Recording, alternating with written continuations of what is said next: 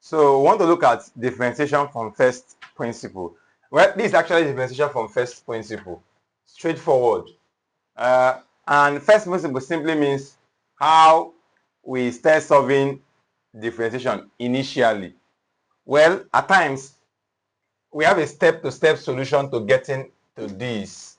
People use that step-to-step solution or step-to-step pattern of solving first principle. And I will be giving that actually. But originally, you don't even need a step-to-step solution.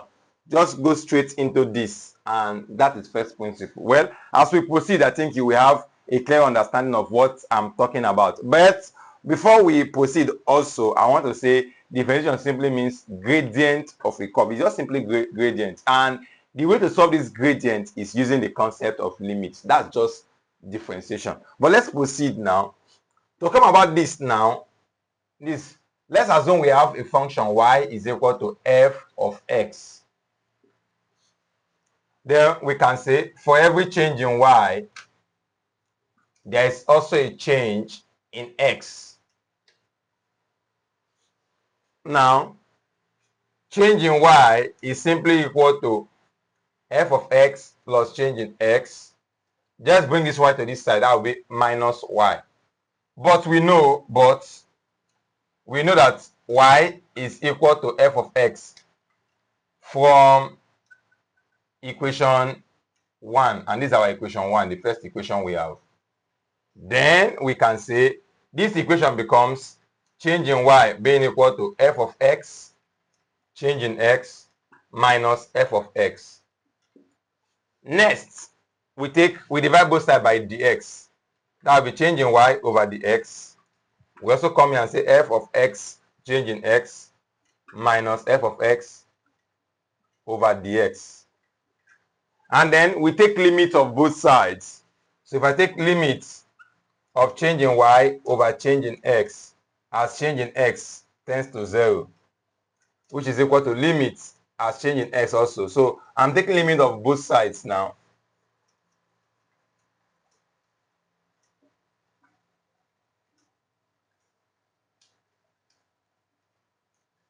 Okay, if you take limit of this thing here, you will have differentiation itself, which is dy over dx.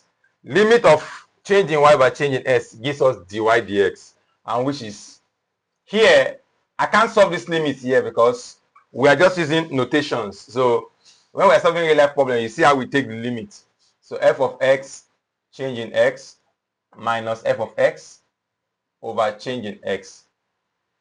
And so that gives us exactly what we have here. Now, I'll be using this step-to-step solution to solving most problems we want to deal with from first principle. But again, I want to still state that I don't necessarily need this step. In fact, I used to believe that these steps help us forget the concept of differentiation, because differentiation is just gradient, like I said. This is just like your y2 minus y1, which is change in y. y2, y1, and this change in x simply means s2, s1, which is meaning change in x. So differentiation means gradient, and the gradient is actually always unsolvable because your change in s will always give you 0. It will always tend to 0. So the only way to solve it when it tends to 0 is to use the concept of limit, like I said. So that's that about that. So I can solve with this without taking these steps, and we still get the same answer. And it helps me, it helps me remember that I am looking for gradient of a curve. That is differentiation. Though you can still use it for gradient of a straight line, and it works perfectly well. But not necessarily I follow this step. But people are glued to these steps, using this step to see stuff, and you get the same answer. So it's not a problem actually. I'm just trying to say it mustn't be this order. So we'll take some examples now on differentiation from first principle. So let's solve now. Example 1 says differentiate the following from first principle. All I just need here is to say we are dealing with the first one, x squared. So let's say let y be equal to x squared now. So I'm going to say for any change in y, I'm using this pattern now. So for every change in y, there must be a change in x. Then this x itself has square. So for every change in y, okay, this x must change, but with the square. Now the next thing I will do is to say change in y is equal to x plus change in x plus change in x. Now notice I've expanded this now, then minus y. I'm bringing this y to the other side of the equation. So from here now, we would have change in y is equal to, let's expand this now, x times x gives us x squared plus x times change in x. Please understand that this x cannot multiply this x. People think the answer is change in x squared. That is wrong. X times change in x will give us x change in x. So this x cannot multiply this x here, please. Plus change in x times x will also give us x change in x. And that's because this x cannot multiply this x here. Then again, change in x now times change in x will give us change in x squared minus y. Okay, so now we remember that change in y, that y, but y is equal to x squared from first equation. That means to say from here we have that y is x squared, and so we can replace that. That will give us a change in y is equal to x squared, yeah, plus x change in x plus x change in x will give us 2x change in x, and then change in x squared minus our y is x squared. Put that in. So this will eliminate this. So we have that change in y is equal to 2x change in x plus, this is square please, change in x squared. So dividing here both sides by dx, change in y over change in x is equal to 2x change in x plus change in x squared all over change in x. Then next is to take limits of both sides. So limit as change in y over change in x, of change in y over change as change in x tends to 0. You also come here and take limit change in x tends to 0 of 2x change in x plus change in x squared all over change in x. Now here, to solve this limit, we don't just put change in x as 0. We simplify further, and that's the concept of limit. On this side, this will change to dy dx automatically. When you take limit of change in y by change in x, you get dy dx. Here, to solve this limit, we have limit as change in x tends to 0. Then we simplify first of all before we not take the limit, and that's the idea of limit actually. So this will give us here, this one will divide this remaining 2x here, plus this will divide this remaining just change in x. So this will just give us, now you can now use your dx. Here means anywhere you see the x, you input 0 there. So this will simply be 2x plus 0. And so our dy dx is simply 2x for this question. What if I wanted to use this straight formula? What would I have done? Well, I would have said that from the question given to us that f of x is equal to x squared. Then we can tell that f of x change in x, meaning I should add change in x to the x. This should just be equal to x plus change in x, then squared. Then just write the formula straight up. So this will simply be, if I want to use the second method now, this will simply be, come here and just say, therefore dy dx now is equal to limit as change in x tends to 0 of, put your f of x change in x, that will be x plus change in x all squared minus f of x, which is square, all over change in x. And so from here now, we can just proceed, expand that bracket there. If I expand this, you know we have x squared plus 2x change in x plus change in x squared, then minus x squared all over change in x. And then we can proceed to say limit as change in x tends to 0 of, here this we cancel out this, we are left with 2x change in x plus change in x squared all over change in x. And I believe we can finish off from there. This is exactly what we have here. And so This is an easier way of taking this. Only that most people like this process, like using this process. Authors like using this process. But I prefer this because it reminds me that this is the formula of differentiation and that it is simply gradient because I'm using the notation straight away. So that's that about. Let's go to example 2. Okay, so example 2 now. Again, we have that let y be equal to 2x cubed. This is our second question. Then we can say y plus change in y is equal to 2 is the x that is changing. So x plus change in x raised to power 3. Okay, so y plus change in y is equal to, we want to expand this. That's like saying x plus change in x. Again, x plus change in x and x plus change in x. Well, originally we've done this 2 before. That's in our previous example. If you do this, you get x squared plus 2x change in x plus change in x squared. So you can use this to multiply this x plus change in x now. X squared times x will give us s cubed. X squared times this will give us x squared change in x.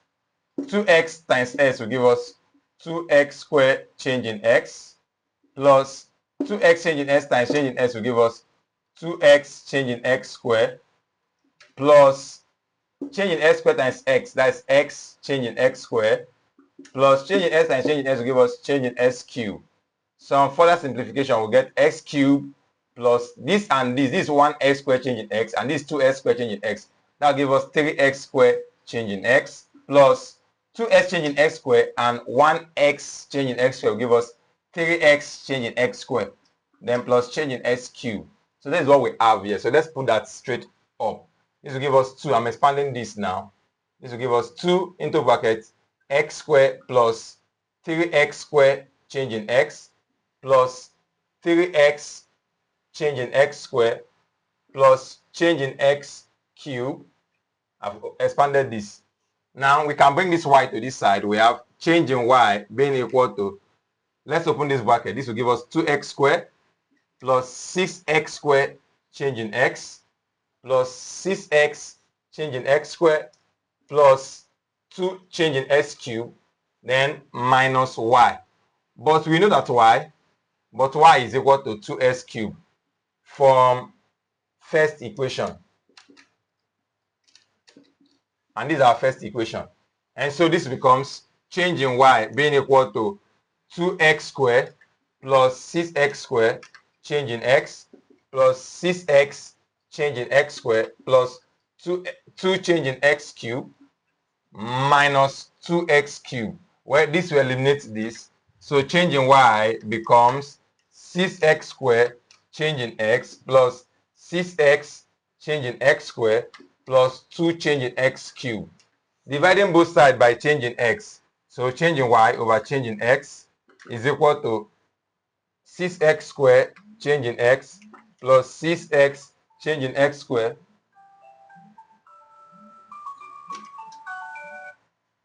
plus 2 change in x cubed all over change in x as well. And then we can take limits. Limit of change in y over change in x as change in x tends to 0 is simply limit also as change in x tends to 0 of 6x squared change in x plus 6x change in x squared plus 2 change in x cubed over change in x. And we know, let's clean this, that this will give us dy dx, okay? Dy dx, which is equal to here. To take the limit, we simplify further first of all. So we have limit as change in x tends to 0 of, if we divide this change in x from here, we have 6x plus change in x, cancelling this, we have 6x change in x plus change in x, cancelling this will give us 2 change in x squared. And so we can simply now substitute our dx into the equation. That will be 6x plus 6x into 0 plus 2 0 squared, because every change in x tends to 0. So you put 0 for anywhere you see change in x. This will go, remaining that dy dx please, dy dx. Sorry, a mistake. There's a square here. It's a square here. So this will give us dy dx being equal to 6x squared. So that's that about that. Our number 3, we have y equal to change in x, or let y be equal to change root of x, sorry. And so this is our first equation as usual. I can say y plus change in y will be equal to root x plus change in x. Okay? And so from here, we have change in y being equal to root x plus root x minus y. But y is equal to root x from first equation, from equation 1. So we can substitute that now. That will give us change in y being equal to root x plus change in x minus root x. So I can make this, well, over 1, make this over 1, and rationalize by the numerator here. So this will be change in y being equal to, this will be root x plus change in x over 1, sorry, minus root x, times, you take the conjugate of the numerator now, and that will be plus root x over 1, over, sorry, root x plus change in x plus root x. So right here, this multiplied by this will give us x plus change in x. If you multiply this root of this, if you multiply root 3 times root 3, you actually get 3. And so root of this times root of this, they are the same thing. You just get what is inside the root, and that's this. Then this times root x will give us plus root x multiplying root x plus change in x. Then minus, because this times this will give us negative, that's root x again multiplying, okay, x root x plus change in x. And then finally now, this multiplying this will give us minus x, because they are the same thing. So just take the what is inside the root x. Now all over, denominator will now give us root x plus, because 1 times this will give us the same thing there. So 1 x plus change in x plus root x. So at the end of the day, well, this cancels out actually. So we are left with that dy is equal to x plus change in x, then minus x over root of x plus change in x plus root of x. Well, this will also cancel out this. So we are going to have change in y being equal to change in x left here all over root of x plus change in x plus root of x. Now dividing both sides by dx. So this will be dy over dx being equal to dx all over, put under the x here, then root of x plus change in x plus root of x.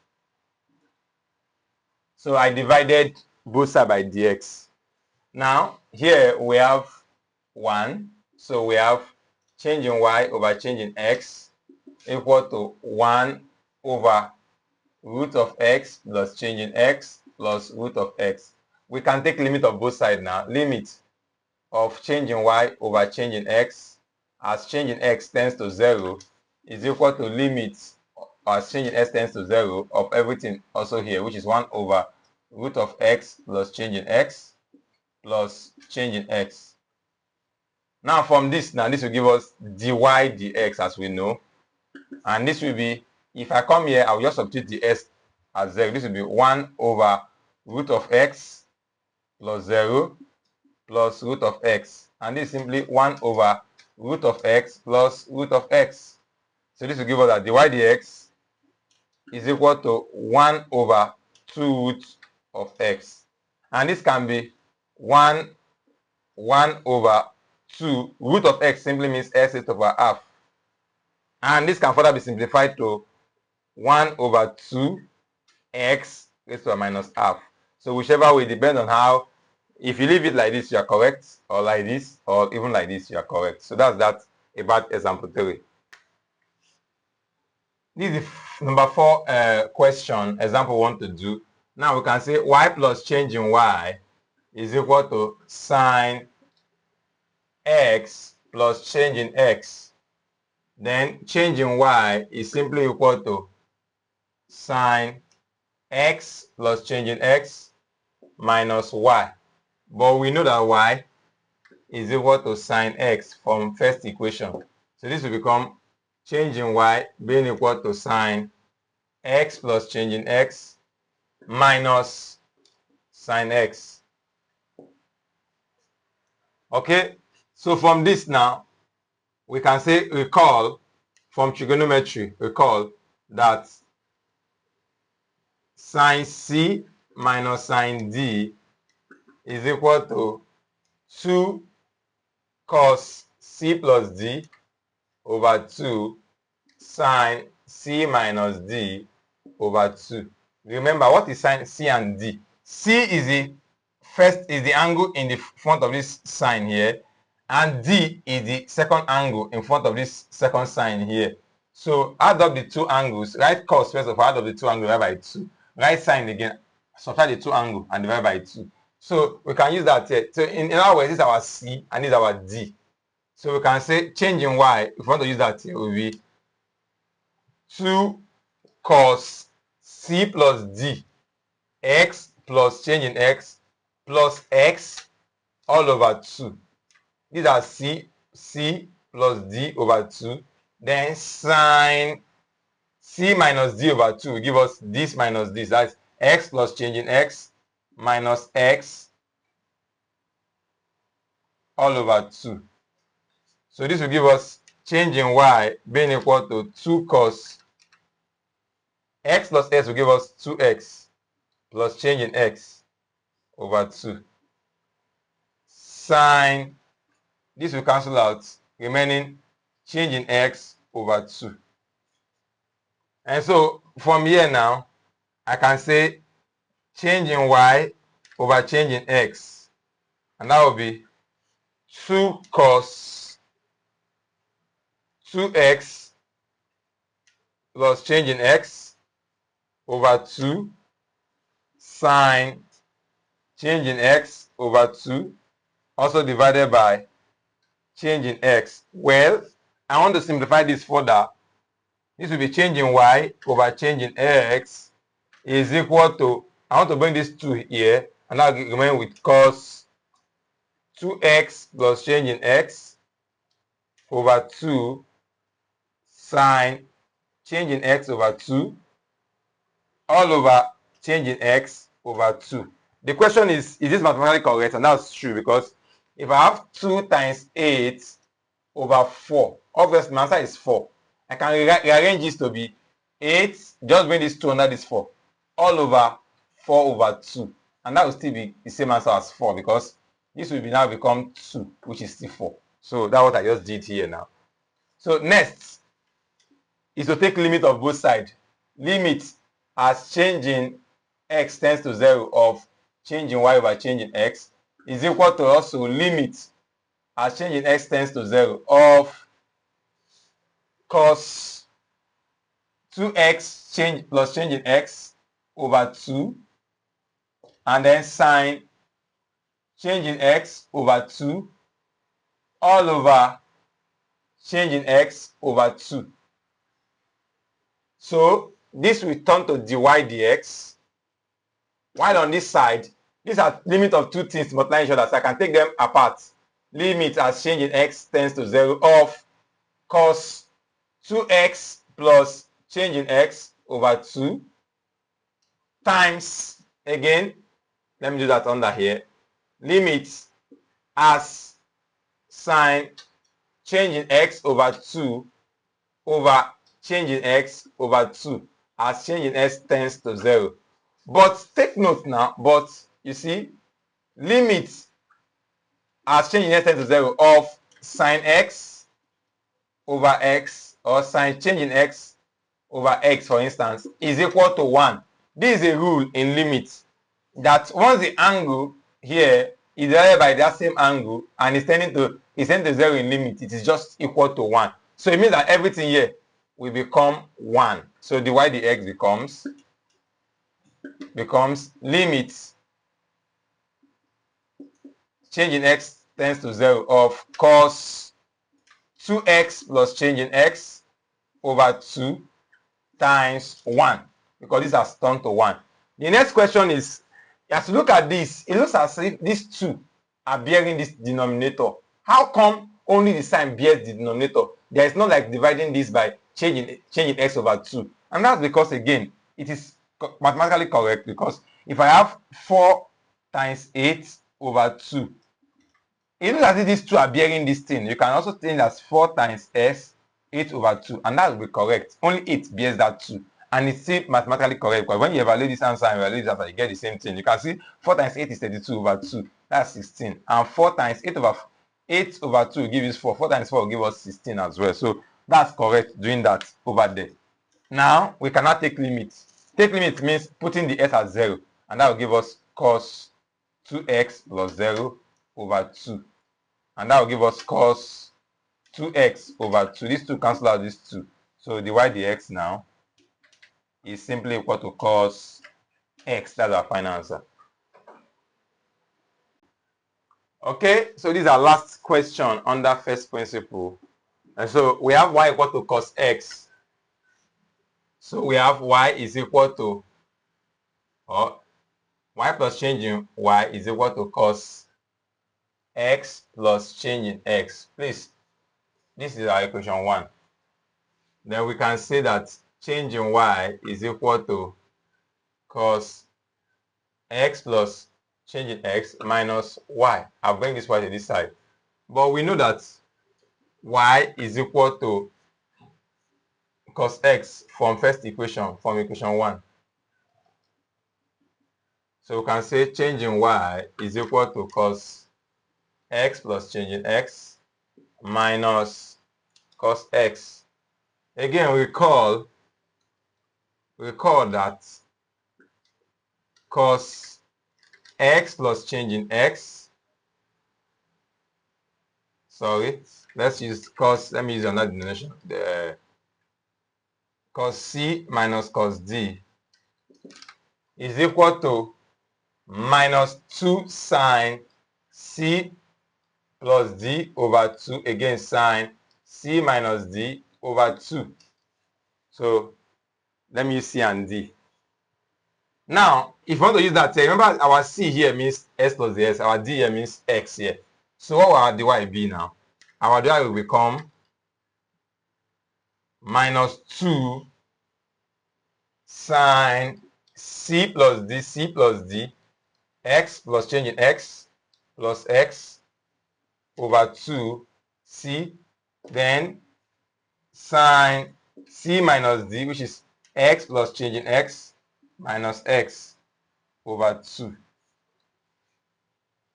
So we can proceed further by saying this is equal to minus 2 sine s plus s will give us 2x plus change in x times sine, this time we cancel out this, I will left with change in x over 2. Please, there's over 2 here. Okay, now I'm dividing both sides by dx. Now dy over dx is equal to this minus 2 sine 2x plus change in x times sine change in x over 2, also divided by change in x. Okay, from here now, I can bring this 2 down. Let's write that. This change in y over change in x is equal to minus sine 2x. Please, there's over 2 here, please. X plus change in x over 2 sine change in x over 2 divided by change in x over 2. I brought this one under this. And so I cannot take limit of both sides.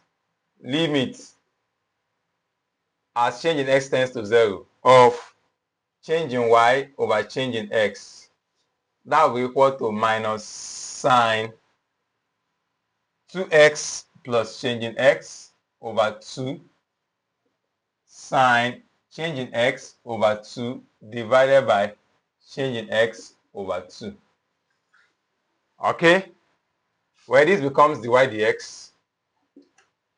Sorry, I ought to take limits of here too. That's a mistake. So limit as change in x tends to 0 of change in y over change in x is equal to limit as well as change in x tends to 0 for everything here. Okay? So from here, this turns to dy dx. Here, this limit of two different things. We can separate it by saying limit as change in x tends to 0 of minus sine 2x plus change in x over 2 times limit of sine change in x over 2 divided by change in x over 2. So, but you see, we have it that limit as change in x tends to 0 of sine change in x over change in x is equal to 1. This is a rule in limit. It means that everything here turns to 1. So we have that dy dx eventually becomes limit as change in x tends to 0 of minus sine 2x plus change in x over 2 times 1. And this will be dy dx being equal to, if you take the limit of this thing here, it will give us, meaning put the x as 0. That will be minus sine 2x plus 0 over 2. And dy dx will simply be minus sine 2x over 2. This will cancel out this. So dy dx is simply equal to minus sine x. That's that about this.